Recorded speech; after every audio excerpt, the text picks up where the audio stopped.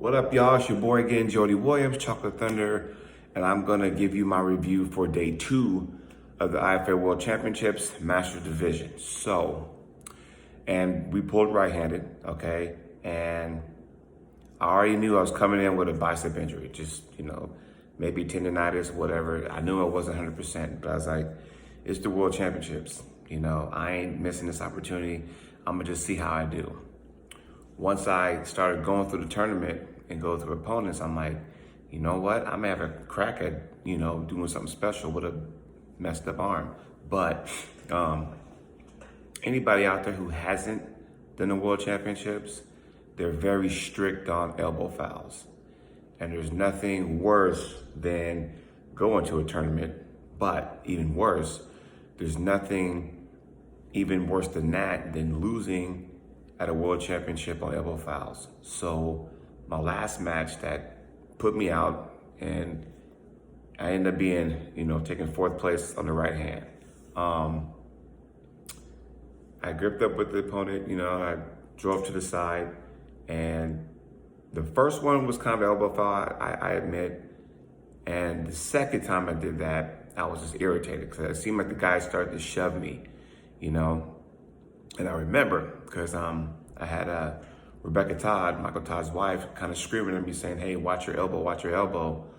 And the guy, my opponent, was kind of doing that. And as I hit, I'm on the edge of the pad with my elbow, but I'm making contact with it. And I swore up and down, he kind of just did that. And it got me off.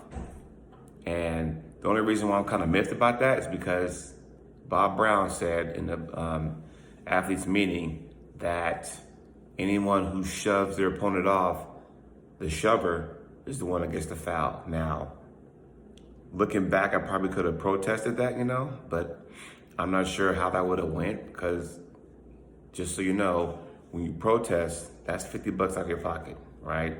If you win a protest, you get your money back. Like out of your own pocket, not just, hey, Team USA has money to spare, but that's $50 out of your own pocket. So yes, I carried $50 with me throughout the whole tournament just in case I needed it. So, if you obviously lost, then you didn't get your money back, so whatever. But looking back and, the event was streamed on armfighter.com, and some of my teammates were looking and they're like going, dude, from the angle we saw, it didn't seem like your elbow came off. It seemed like you made contact the entire time. Now, we know as top rollers, the point of the elbow as we pin, a lot of it, more often times than not, this does not make contact, but this right here is still on there, okay? As a top roller, we know, once again, I'll say it again, as top rollers, this point of the elbow, as you're pinning your opponent for the win, more often times is off, but this right here still maintains contact. And so I went like this to my opponent, and I might have came off the back a little bit, but I swear I was still making contact, But again, whether it's WAF, IFA, strict rules, it taught me a lesson that, you gotta have more control. Now, that was the only match I fouled out the whole weekend, right? The whole 2 days of the Masters. So, I'm looking back going, okay, what do you take back from it? That Brazilian guy again, that Brazilian guy, ran into him right-handed. And I thought that, maybe I have an outside shot because I have a stronger hand and wrist on the right. It's just my bicep and everything is just not where it needs to be right now. And I didn't have anything for him. I tried outside, couldn't break him. I tried inside, he peeled me out. So it didn't matter what I did, that guy's dominant. So when I go to these tournaments, these events, and I lose and I find out why I lost, I go back to the drawing board. So when I get back home to Oregon, I gotta increase my side pressure. I gotta really start, sharpening my tools on that. So all in all, 2nd place finish, left hand, 1 spot away from world champion, 4th place right hand, and that guy that beat me on elbow fouls because he didn't pin me. But he ended up taking 3rd.